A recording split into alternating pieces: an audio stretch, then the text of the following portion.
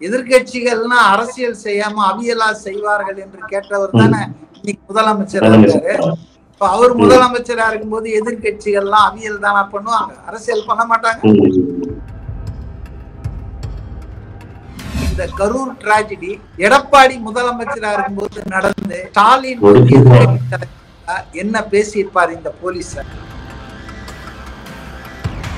சம்பவம் கரூர்ல நடந்த 1 மணி நேரத்துக்குள்ளாக முதல்வர் அவர்கள் இந்த ஆணையத்தை அறிவித்தார்.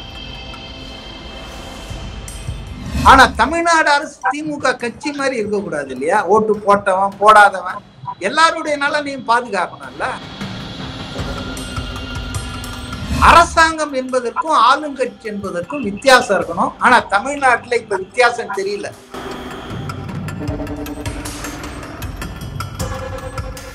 சுப்ரீம் கோர்ட் தமிழக அரசு மேலையும் இந்த நீதிபதி மேலையும் காட்டமான நிறைய விமர்சனங்கள் கேள்வி எழுப்பின பட்சத்திலையும் இன்னொரு ஒரு செக்மேட் வச்சிருக்கிறத பார்க்க முடியுது. தமிழக அரசு இன்னும் ஒரு 8 வாரத்துக்குள்ள இதுக்கான முதல் அறிக்கையை நீங்க விளக்கம் கொடுக்கணும், இந்த கூட்டத்தை பத்தி இந்த இழப்புகளை பத்தி விளக்கம் கொடுக்கணும்னு கேட்டிருக்காங்க. இன்னொன்னு சிபிஐ சைடு இருந்து மாதம் ஒரு கமிஷன் ஒரு ரிப்போர்ட் நீங்க சப்மிட் பண்ணணும் இந்த கேஸ் ரிலேட்டடா அப்படின்னு கொடுத்துருக்காங்க.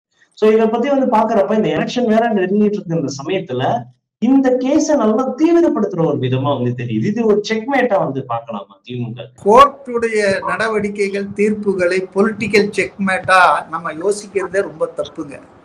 கோர்ட்டுக்கும் பாலிடிக்ஸுக்கும் அரசியலுக்கும் என்ன சம்பந்தம் இருக்கு? கோர்ட் சட்டத்தின் பால் அது சில தீர்ப்புகளை கொடுக்குது, அது தன்னுடைய அப்சர்வேஷனை சொல்லுது. அதனால இது அரசியலுக்கும் சம்பந்தம் இல்லை. அரசியல் கட்சிகள் பயன்படுத்தலாம்.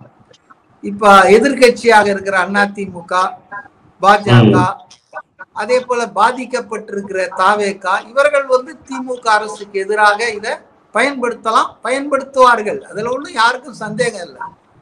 எதிர்கட்சிகள்னா அரசியல் செய்யாம அவியலா செய்வார்கள் என்று கேட்டவர் தானே இன்னைக்கு முதலமைச்சரா இருக்காரு. இப்ப அவர் முதலமைச்சரா இருக்கும்போது எதிர்கட்சிகள்லாம் அவியல் தானா பண்ணுவாங்க, அரசியல் பண்ண மாட்டாங்க.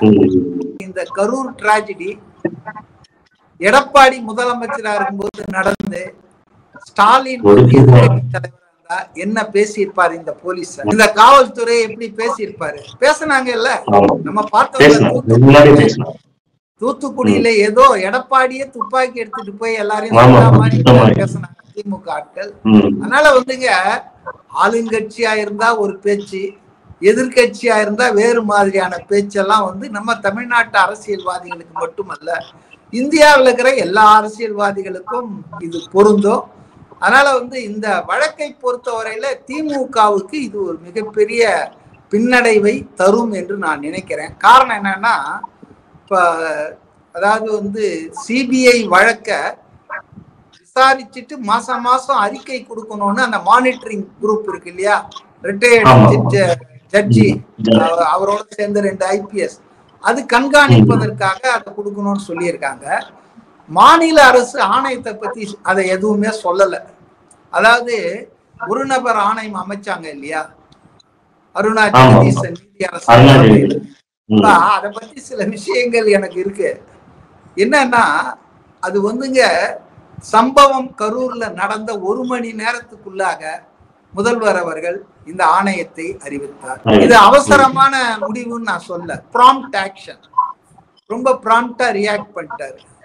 ஆனா நான் என்ன கேள்விப்படுறேன்னா, இன்று வரையில் எனக்கு கிடைச்ச தகவல், மேபி ரைட் ஆர் ராங், இன்று வரையில் அந்த ஆணையத்துக்கான டேர்ம்ஸ் அண்ட் ரெஃபரன்ஸோ அல்லது அதுக்கான நோட்டிபிகேஷன் அபிஷியலாவோ அரசால் வெளியிடப்படவில்லை. அறிவிக்கை ஏன் வெளியிடப்படவில்லை?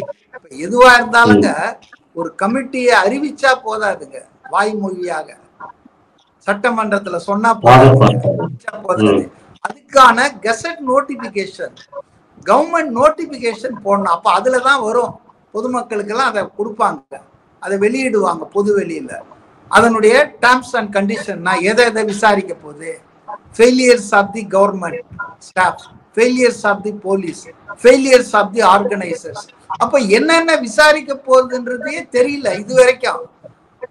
ஆனா 1 மணி நேரத்துல அறிவிச்சாரு. 1 மணி நேரத்துல ஒரு நபர் நீதி விசாரணையை அறிவிச்ச முதல்வருக்கு ஏன் 10 நாள் ஆயும் அதுக்கான அபிஷியல் நோட்டிபிகேஷனை கொடுக்க முடியல? ரெண்டாவது, ஒரு அபிஷியல் நோட்டிபிகேஷன் வராத முன்னால மறுநாள் காலையிலே 28ஆம் தேதி காலையிலே கரூருக்கு போயிட்டாங்க, விசாரணை தொடங்கிட்டாங்க. இது முறைதானா, சரிதானா? உங்களுக்கு ஒரு போஸ்டிங் ஆர்டர் போட்டு நீங்க போய் அங்க ஜாயின் பண்ணாதான் அந்த பொறுப்பை எடுக்க முடியும். எனக்கு வந்து ஜஸ்ட் ஒரு டிரான்ஸ்பர் ஆர்டர் கொடுத்துட்டாங்க, நீங்க போங்க நீல்கிரிஸ்க்குன்னா அன்னையில இருந்தே நான் வேலை செய்ய முடியாது. நீல்கிரிஸ்ல போய் என் பொறுப்பை எடுத்து நான் ஜாயின் பண்ணி டியூட்டிக்கு சேர்ந்தாதான் அந்த வேலையெல்லாம் செய்ய முடியும். ஆக நீதியரசர்னு அறிவிச்சார் முதல்வர், அவ்வளவுதான். அதுக்கான அப்ரூவல் கொடுத்தாங்களா, நோட்டிபிகேஷன் கொடுத்தாங்களா, கெசட்ல வெளியிட்டாங்களா, ஒன்றும் தெரியல இதுவரையில. அதனால இது வந்து தமிழக அரசின் செயல்பாடு சரியில்லைன்னு தான் நான் நினைக்கிறேன் இந்த விஷயத்துல. அதே போல இப்போ வந்து இது மணச்சநல்லூர் கிட்னி கொள்ளை வழக்குல மதுரை அமர்வு வந்து ஒரு தீர்ப்பு கொடுத்தது. அதாவது தமிழ்நாடு அரசுல இருக்க போலீஸ் துறையில இருக்கிற ஒரு ஐஜி பர்சனலா ஒருத்தர் பேரை சொல்லி சில அதிகாரிகளை கோர்ட்டே தேர்வு பண்ணி இவங்க தலைமையில ஒரு எஸ்ஐடியை ஃபார்ம் பண்ணி விசாரிங்கன்னு சொன்னாங்க. ஆனா அதை தமிழ்நாடு அரசு ஏத்துக்கல. என்ன பண்ணுச்சு, நேரா மேல்முறையீடு பண்ணாங்க உச்ச நீதிமன்றம். அப்கோர்ஸ் உச்ச நீதிமன்றம் வந்து அதை தூக்கி போட்டுடுச்சு, இல்ல இல்ல ஹைகோர்ட் சொன்னது போய் செய்யுங்கன்ட்டாங்க, அதை விடுங்க.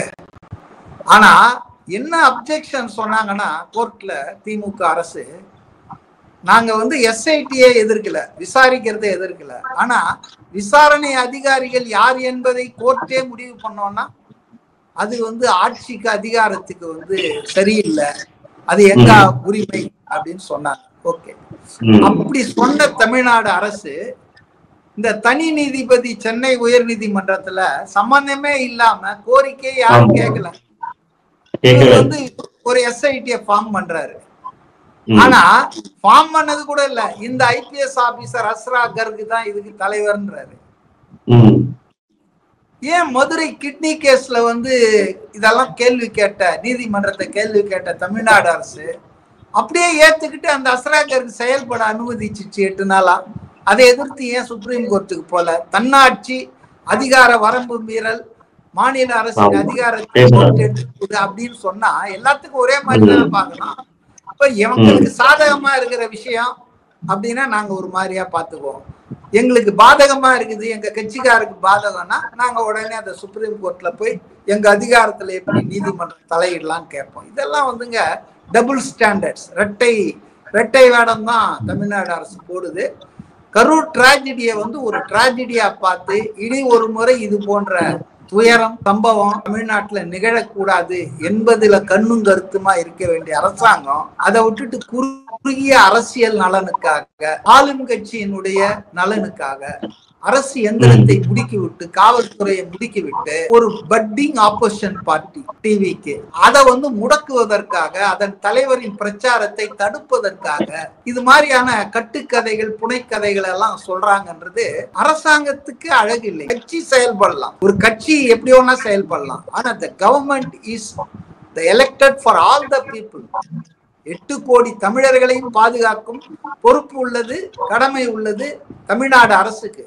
திமுகவுக்கு அப்படி இல்லை. திமுக அவங்க கட்சி நலன், கட்சிக்கார காப்பாத்துறது அதான் செய்யணும். நான் அவங்களுடைய இதை நான் கொஸ்டின் பண்ணல. ஆனா தமிழ்நாடு அரசு திமுக கட்சி மாதிரி இருக்கக்கூடாது இல்லையா? ஓட்டு போட்டவன் போடாதவன் எல்லாருடைய நலனையும் பாதுகாக்கணும்ல. அடிக்கடி ஸ்டாலின் சொல்றாருல்ல, நாங்க சொன்னதையும் செய்தோம் சொல்லாததையும் செய்தோம்னு.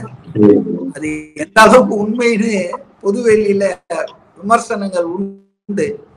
சொன்னதையும் செய்யல, பல விஷயங்கள் சொல்லாததெல்லாம் செஞ்சிட்டு இருக்காங்கன்னு சொல்லி நிறைய விமர்சனங்கள் உண்டு. ஆனா அரசாங்கம் என்பதற்கும் ஆளுங்கட்சி என்பதற்கும் வித்தியாசம் இருக்கணும். ஆனா தமிழ்நாட்டுல இப்ப வித்தியாசம் தெரியல. ஆளுங்கட்சியினுடைய ஸ்போக்ஸ் பர்சனா IPS officers, IAS officers misused வந்து அதிகார வரம்பு மீறலாகத்தான் நான் பாக்குறேன். இப்ப இந்த கரூர் விவகாரத்துல ஆரம்பத்துல தாவேகா மேல நிறைய விமர்சனம் வந்து வச்சோம். இந்த விஜய் ஓடி போயிட்டாரு, விஜய் கட்சிக்காரங்க யாருமே இல்லை இப்படின்லாம் ஒரு விமர்சனம் வந்து வச்சோம். அதே மாதிரிதான் விஜய் லேட்டா வந்தாரு அப்படின்ற ஒரு விமர்சனத்தை தொடர்ந்து கட்டமைச்சுக்கிட்டே இருந்தார். மீடியாஸ் மூலமாவே நிறைய அதிகாரிகளுமே அதை வந்து சொல்லியிருந்தாங்க. ஆனா இன்னைக்கு ஆளுங்கட்சினா அதையுமே தெளிவுபடுத்தியிருக்காருன்னு தான் நினைக்கிறேன். சுப்ரீம் கோர்ட்லயுமே இதுக்கான எவிடன்ஸ் அவங்க வந்து ஃபைல் பண்ணிருக்காங்க. 3 ல இருந்து 10 மணி வரைக்கும் நாங்க பெர்மிஷன் கேட்டிருந்தோம். போலீஸ் தான் இந்த வரவேற்பிருக்கு அப்படிங்கிற ஒரு விஷயத்தையும் ஆளுங்க இப்பதான் வந்து ஓபன் பண்ணியிருக்காரு. அதுக்கான ஆதாரங்கள் அவங்க வச்சிருக்கதா வந்து சொல்லியிருக்காங்க. அதாவது ஆதவ் அர்ஜுனா புத்திசாலியா இருந்தா, விஜய் வந்து புத்திசாலியா இருந்தா, என்னடா இது இங்க போலீஸ் வந்து வரவேற்குது, நமக்கு இங்க என்ன நடக்க போகுதுன்னு யோசித்து இருக்கணும். போலீஸ வேற சந்தோஷப்படுத்துற மாதிரி விஜய் பேசினாரு. அததான் எடுத்து பின்னால திமுகவும் ஆளுங்கட்சி. ஆனா கூட்ட இறுதியில விஜய் டென்ஷன் ஆகி போலீஸ் எங்க இருக்கு, போலீஸ் மக்களுக்காகவா, என்னங்க நீங்க ஆட்சிகள் மாறலாம் காட்சிகள் மாறலாம் ஜாக்கிரதை அப்படின்லாம் போலீஸ வார்ன் பண்ணாரு. ஏன்னா போலீஸே இல்ல. அப்போ பொது இல்ல, அவர் போலீஸ அவரு அவ்வளவு நல்லவரா இருக்கிறாரு. இவ்வளவு நல்லவர், இவ்வளவு ஜென்டில்மேன் அரசியல்ல தாக்கு பிடிக்கிறது ரொம்ப கஷ்டங்க. Vijay must introspect. அவர் வந்து போலீஸை ஏன் வாழ்த்தணும்? போலீஸ் உன்னை வரவேற்கிறாங்கனாலே ஏதோ குழி வச்சிருக்காங்கன்னு தான் நினைக்கிறோம். சந்தேகப்பட்டாங்க ஆளுங்கட்சி போலீஸ. அவரை அந்த கூட்டத்துல பேசும்போதே சொன்னார், நீங்க எப்படி கவனிச்சீங்களா? கூட்டத்துல இல்ல, அந்த நிகழ்ச்சிக்கு அப்புறம் அந்த காணொலியில பேசும்போது சொன்னார், அந்த 4.5 நிமிஷம் காணொலியில, போலீஸ் அனுமதித்த இடத்தில், போலீஸ் விதித்த அத்தனை நிபந்தனைகளை ஏற்று நான் அங்க வந்து நான் வேற எந்த தப்பையும் செய்யல. அதான் உண்மை. போலீஸ் பர்மிட்டட் டைம் என்னங்க, மதுரை ஹைகோர்ட்ல கொடுத்தாங்களே கவர்மெண்ட் சார்பா, 27ஆம் தேதி செப்டம்பர் மாலை 3 முதல் 10 வரை, இரவு 10 வரை. அவர் எப்ப வந்தாரு? 7:30 மணிக்கு வந்தாரு, 8:30க்கு போயிட்டு 10 நிமிஷம். அப்போ within the time frame allotted for his election speech or propaganda campaign, police என்ன சொன்னதோ அந்த டைமுக்குள்ளதான் வந்திருக்காரு. தாமதமா வந்தேன்னு யார் சொல்றது?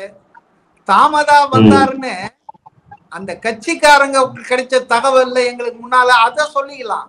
ஆனா ஒரு போலீஸ் 3 மணில இருந்து 10 மணிக்கு அனுமதிச்சவரு 7 மணிக்கு வந்தவரை தாமதமா வந்தார், தாமதமா வந்ததால் தான் இது எல்லாமே நடந்ததுன்னு பொய்யான புனைக்கதைகளை சொன்னாங்கள.